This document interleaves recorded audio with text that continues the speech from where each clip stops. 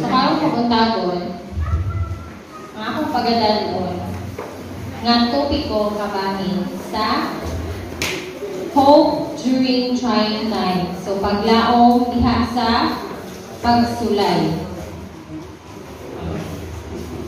So, usahay, nakikisunan, na yung mga ang hitabo sa itong kinabuhi. Pero sa dilit pa na magsugod, pag-ako sa din. Atin yung atong mga ulo sa pag-ako. Inoon kabutagon, akong pasalamat kayo kami dala ng balay ang kuanan haron sa pamati sa imong mga pulong ino kaning mga pulong mahimo giya sa inang kanan.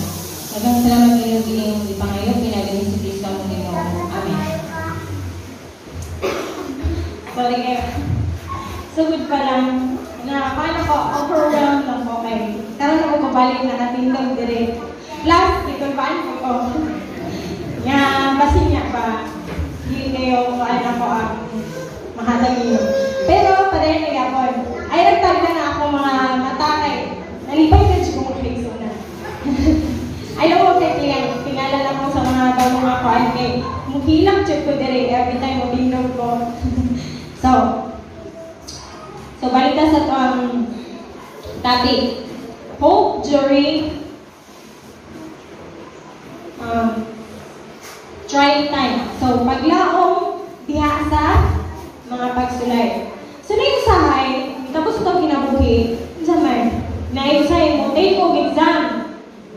Kumain mo take o exam, yung pangatanon. Nya, musta man, nakapasar ka?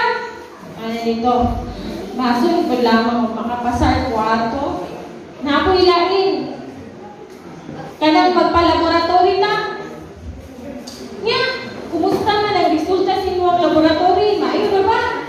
Ano po dito itong tao? Pasun ko lamang o maukira to. Dahil nga napoy lain. Na yung sahay, di man yun nato maligayan. Na yung magsakit.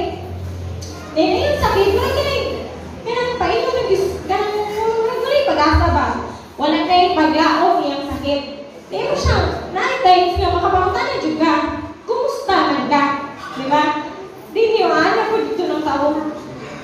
Basod ko lang mga naapani kaayuhan. So, saan ka na itong makitang makisunan? Halos ka na nilang mga tubag. Puro na sa mga gawish nila nga. Basod. Paglako nila mga wish ba? Pero, ano na siya, i-compare sa ato ang biblical hope. Biblical na paglaom. Unsa ang biblical na paglaom? Unsa iyahang kanang, unsa yung makita? Unsa yung makita?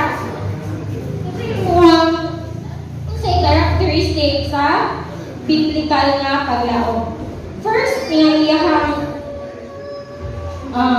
characteristic is makita na siya dito sa diri sa atong Bible sa Old and New Testaments. So ang first na nagpakita og biblical hope is isa taganan ninyo si Job. Di ba si Job na sa Bisaya ano? Si Job. Unsay nahitabo ni Job sa iyang kinabuhi mga kaigsunan? Ano sige nakitapot niya? Naitapot niya nga sakit sa lawas. Puno siya o mga kung sa atong ibutang nato layman's term, murag urikong ba?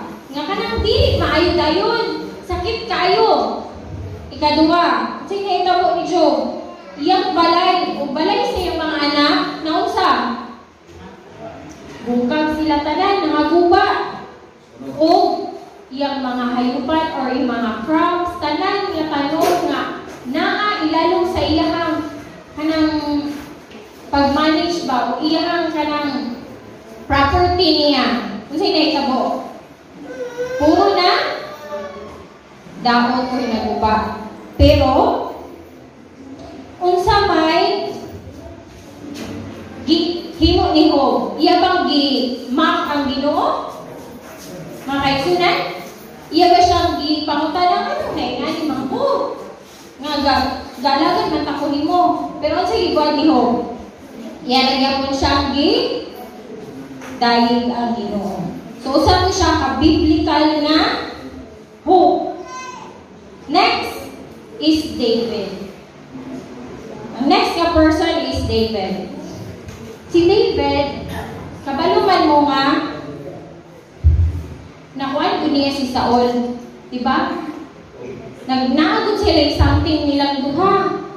Na kung sige dyan silang, mura ba gamit na sila, ikuhan silang kagalingon. Pero, unsa man, unsay gihimo ni David? Miskan sa tanan niyang mga kadaugan sa iyang mga gubat, sa tanan niyang nadaog niya ang kaisog ni Saul niya ba? Iya lagi hapong sa man, dahil ang Ginoo. Wala siya'y himo nga nagpa-kuan sa iyong kagalingon. Makita kini sa Psalm 71:5. So, abrihan ko namin mga libro, mga Bible, mga kaigsunan. Salmo 71, versikulo 5. Nadari gayon. Sa Bisaya. English na ba niya? For you, O Lord, are my hope, my trust. O Lord, from my youth. Dayon, there is a verse 3, iya mong giingon niya, be to me a rock of refuge, a strong fortress to save me, for you are my rock and my fortress. So, idahig gihapon niya Ginoo. Misa na unsay iyang na agian nga mga pagsulay tan sa lanat-lanat ni Saul niya, makigubat si Saul niya. Iya lagi hapong gihimo nga unsa ang iyang hope nga adto sa Ginoo, wala sa iyang kaugalingon. Usa ka butang kabayan sa biblical hope mao dili siya wish or dili siya vain nga dream. Kana bang imuhang ambisyon ra ba? No? Second is ang biblical hope asa man siya nagsugod. Asa di mo siya ibutang malikod. Makisunan. Biblical hope is anchored to the things kanang butang, mga butang nga dili mahimo makita, nga kanang mga butang nga mahimong realidad o mahimo kang likod. Kaya di ba ang Ginoo? Present, kuwan ba siya? Makita ba natin siya diri? Karon? Mga kaigsunan? Wala. Muna siya ang pinaka-stronghold na to, pinaka-strong na kanang likod na pundasyon sa ato ang paglaom. Nga miskang wala na to nakita ng Ginoo, unsa? Dako ato pag tuod diha o paglaom diha kaniya. Okay. Unsa man makaigsunan? Diha sa Ginoo naatay pusog. Diha sa Ginoo na ato mga kaabilidaran, panangitan sa pagkanta, marandi, sa mga maayong muwali, sa maayong nga sa man, manggihatagon ng mga kamot. Usa na siya sa mga sa pagdanilo. Usa na siya sa usa. Muna siya pinaka dali ka kayo nga humukay na siya nga nato mahimo kung dako ang atong gugma o pagsalig sa Ginoo. Then,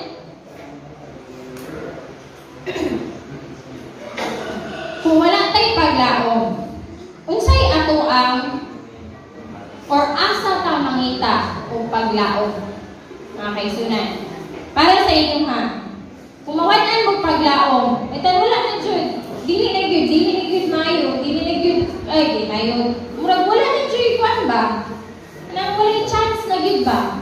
Asa man jud mo mangayo o paglaom, mga kaigsunan.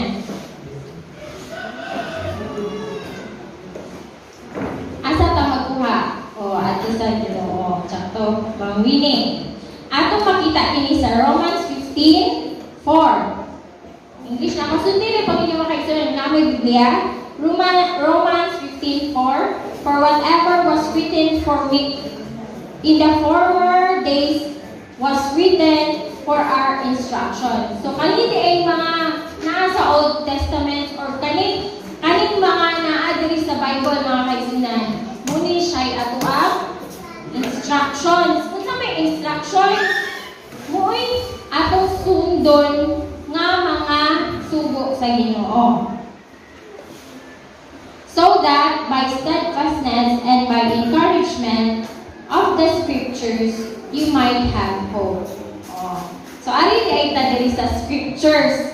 Ari ta sa Bible, muoni atong kuan sa atong mga hope. Kung nahurot na atong hope, kung dili ta, kung nahutdan ta or feeling na to wala na jud, dili ta sa Biblia. So sa kinabuhi ni Paul, unsa may inyong mahinumduman?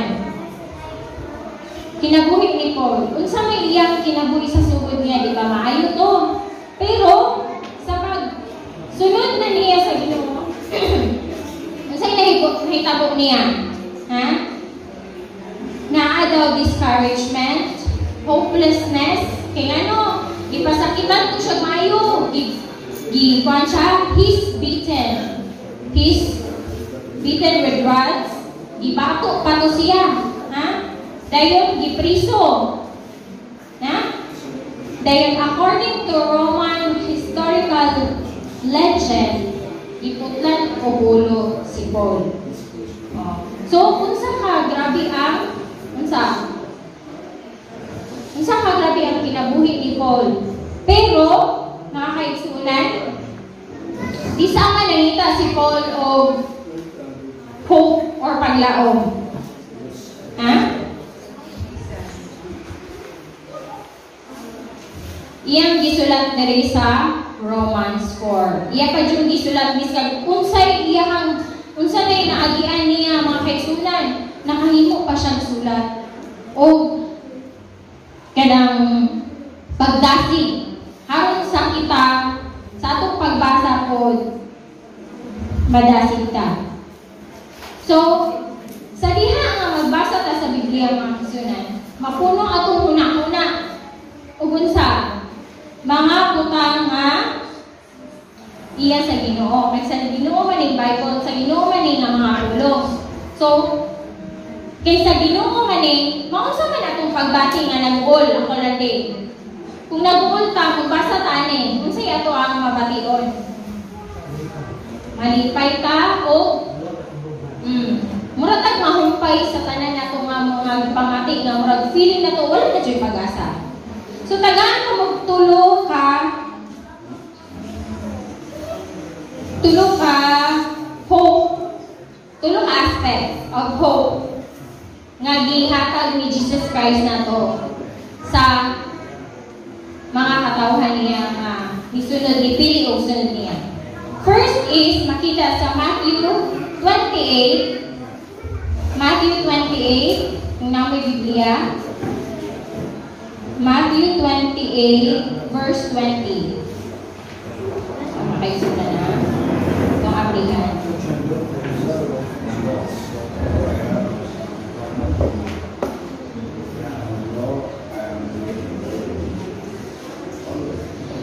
And teaching them to obey everything that I have commanded you. And remember, I am always with you. So, pasabutan na mga kaigsunan. First nga aspect is ang presence sa Ginoo. Iskag wala siya diri mga kaigsunan. Ato ma-feel pa ninyo ang presence sa Ginoo karong Sabado? Mga kaigsunan? Ma-feel ba ninyo nga naay Ginoo sa inyong kinabuhi? Muna yung first nga gihatag sa Ginoo sa three aspects. First is presence. Kay unsa man iyang presence, iyang gihatag kanang through the Holy Spirit. And kanang gisulti niya nga I will be with you. Unsa may inyong nasabdan ana nga kuyog ragud siya hangtod karon sa atong presente nga oras. O unsa Magul ba mo? Malipay ba mo? Magsa inyong nabatian? Naku ba ang kalipay nga nasa inyong kasing-kasing ang Ginoo kanunay na anato po yun? Next is makita sa Psalms 139. Psalms 139 verse 7. Psalms 139. Verse 7 abot sa 12. Where can I go from your spirit? Or where can I flee from your presence? So now every day yung Ginoo makaigsunan. If I ascend to heaven, you are there. If I make my bed in Sheol, you are there. If I take the wings of the morning and settle in the farthest limits of the sea, even there your hands shall lead me. So naagyud, kawang kagigihan paguta makaigsunan. And your right hand shall hold me fast. So, dili buta mga simplang kay mo. Kaptan to tas Ginoo. If I say surely the darkness shall cover me, and the light around me becomes night. Even the darkness is not dark to you. The night is as bright as the day, for darkness is as light as you. So, hayag ang Diyos. Kahayag ang Diyos sa atong kinabuhi. Miskag, wagi tag mga kung sa kuan pa darkest part of our lives. Pang nasa kanang trying ba kanang nata sa pagsulay mga kaisunan ba? Mga sulti mawinan nato nga naaguta sa kanang ngit-ngit nga part sa atong kinabuhi kung isulay ta kay usahay mayo lang sa mga mubalik sa kahayag. Pero magpabiling ta sa kangit-ngit, wadyo tayo kapayanan. Kaya kapalo naman ta nga, ang Ginoo ra dyo'y kahayag. No? Next is Ephesians 3:14 to 19. Apit na mga kaisunan. Ephesians 3:14 to 19. For this reason, I bow my knees before the Father, for whom every family in heaven and on earth takes its name. I pray that according to the riches of His glory, I may grant you that may be strengthened in your inner being with power through the Spirit. So, muna siya ang ikaduha mga aspect mga kasunan. Masagay itong una, presence. Ang ikaduha, ang power. Power. Ganun kinanglan na to ang power sa Ginoo. For us, kung sa man, isulti dire. Strengthen in your inner being. So, ang imong himuon nga, ang gahom sa Ginoo, muy mo pakusgan sa imuhang sulod. Pasabot imong espiritu. Magpalikon sa imong espiritu. Kaya kung ato ang kabalingon atong saligan, dili ka maligon mga kaisugan. Dayon ta. And that Christ may dwell in your hearts through faith, as you are being rooted and grounded in love. So ibutang nato kinsa day ato ibutang sa mga kasing-kasing mga kaisunan? Si Kristo. Para mahimo ta rooted and grounded. Unsay masubutan ng mga kaisunan ng rooted and grounded? Di ba ka ng tanong, ugat man dyan na? Para sa aning, hindi na mahilaptan ng titire. Kana, ni ugat na siya. Kung imo na siyang alsahon tibok nga, kuan, nga dili, ito sa ilang ka na ang tanong, matangtang ba siya? Dili, ay rooted na siya and grounded. Ni ugat na siya dito, o, unsa man, ligo na siya kayo dito. Kung atong ibutang ang Kristo diri sa atong kasing-kasing. Kanindot mga kaisunan, no? Next. I pray that you may have power to comprehend with all the saints what is breadth and length and height and depth, and to know the love of Christ that surpasses this knowledge, so that you may be filled with all the fullness of God. So, nindot kayo mga kaigsunan. Ang power po ni Jesus Christ ang magpatabang nato. Kung ato siyang pasudon sa itong kasing-kasing, mahimo kang makasabot sa tanan-tanan nga gustong ipaabot sa Ginoo nato, sa matag usapan nato, kung naa si Kristo diri sa itong kasing-kasing.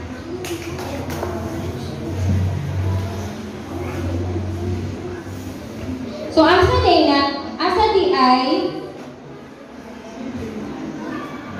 so, isa to, presence and power. So, ang next na aspect, ikatulo, last na mga kaigsunan, last na.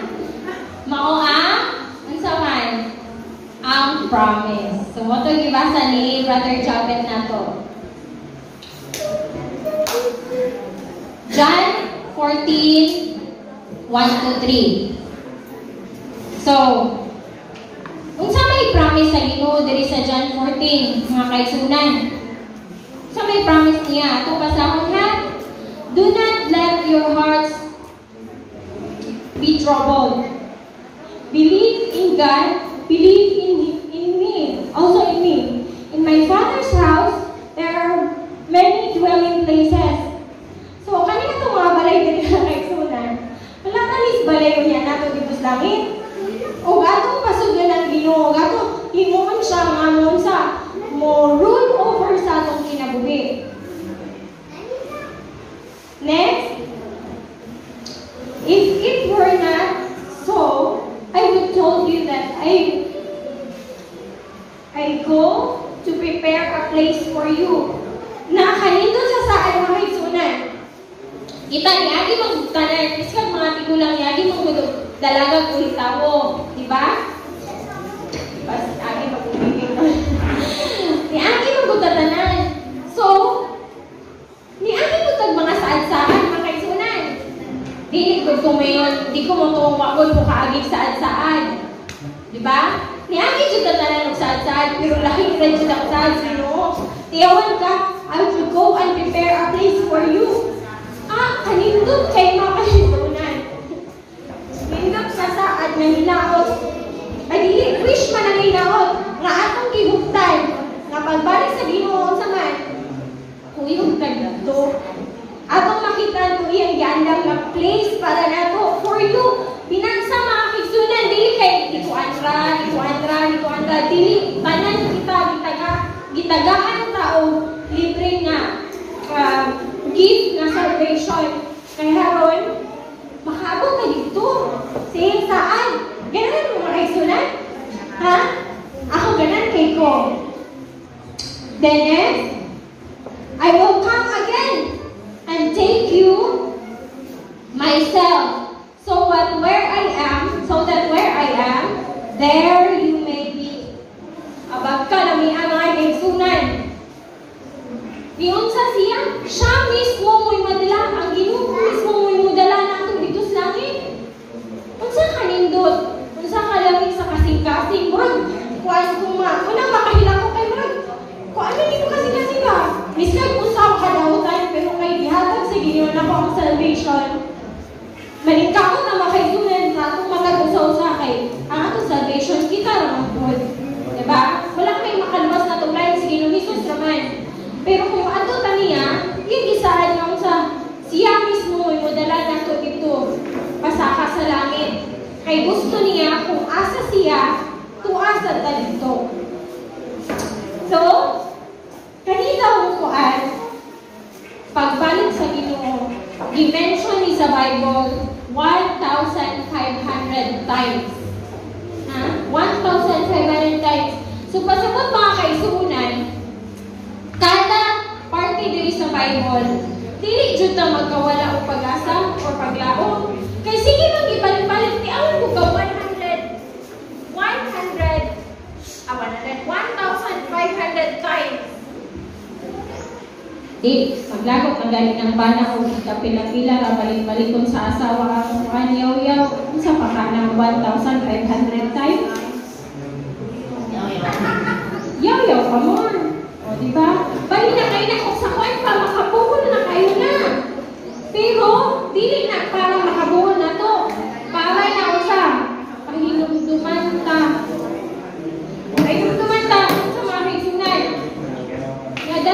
lagitan niya tanan ko sa salamat nga iyang i-promise. Kay tulong ko na ka Espiritu ang gihatag sa Ginoo nato. Una, ang presence niya makaroon nga naa sa diri, iyang power kay ibutang diri sa tumasingkas kung ako siya ibutang sa tumasingkasing overpower siya sa ato ang kinabuhi. Dayon, isa. Unsa? Iyang promise sa iyang pagbalik na iyang tanggal ng tanan. So sa 1,500 na ni-mention, pinakaunang ni-mention si Enoch. Ikaduha, si David. And last, si Paul, then si Peter, then lastly, si Jesus naglit. Yan siya naglit siya yung kagalingon. Ano siya? I will come again. No? So, hinaot, nahuman na dyan mga kaisunan, ang three aspects. Hinaot, the biblical hope, that is, the assurance that Jesus Christ will fulfill His word, although we are in the enemy's land. Mutuo ba mga kaisunan? Nga wala pa na sa atong lugar dyan? Nga, di ba? Paano tadiri? Sa tadiri? Mga lumanapay. So, natanong ako yung mga kaisunan ano, na aagi mag-movie ka na, pero yung mga nag-suffer, nakapagay, tanang suffering, tanang hatred, tanang heartaches, tanang mga sakit, apit po ang mga kalipay o uban pa. Tanan anak, pag ato na sa langit, puro na lang lipay. Wala na'y buhol, wala na'y hilak. Mag-hilak siguro ka dito sa kalipay. Ha? Mag-hilak ka dito sa kalipay. Kaya ako ka, anong puluhan sa kahoy na nag-bear o petuma, 13 fruits. O, mag-bear o pila ka, klase nga, fruta sa usa ka. Kuan? Una lang may atong panon. Diba, dito na kayo sa kung kasing-kasing pinunan mga kaisunan. O, ginamot, ang promises sa Ginoo, mahimong kahayag sa atong mga kaugmaon. Start from the tanon. Sa atong mga kaugmaon, kanin atong mga nadugan yung mga kadasig sa usa. Inaot ato ni silsil sa kasing-kasing kay dili man gud pa na matuyong ang say malimos na buta. No? Inaot nga kaning mga pulong sa Ginoo karong rabuntagon magpabilin og dili mawala. Kay habang sa pagbalik sa Ginoo kuyog tatanan. Magkita ka gihapon ta, magkalipay ka noon sa paon pa sa Ginoo dahil yung sa langit ngayon sa Happy Sabbath everyone.